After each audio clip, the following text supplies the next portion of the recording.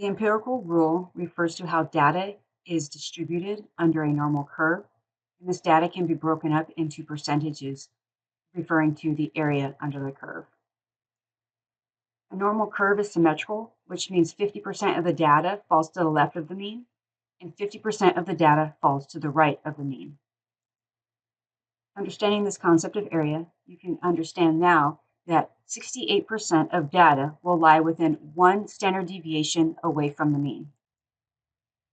That yields 34% of the data to the right of the mean and 34% of the data to the left of the mean. The empirical rule further states that 95% of the total data will fall within 2 standard deviations away from the mean. That yields an additional 13.5% on either side of the mean. And then lastly, 99.7% of the total data falls within 3 standard deviations away from the mean.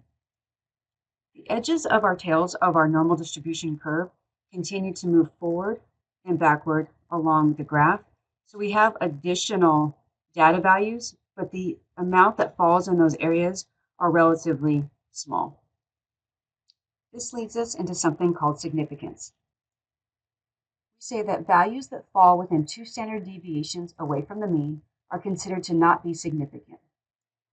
Values that fall below 2 standard deviations away from the mean are considered to be significantly low, while values that fall above 2 standard deviations away from the mean are considered significantly high. Additionally, values that fall within 2 standard deviations away from the mean are considered to be usual for that population.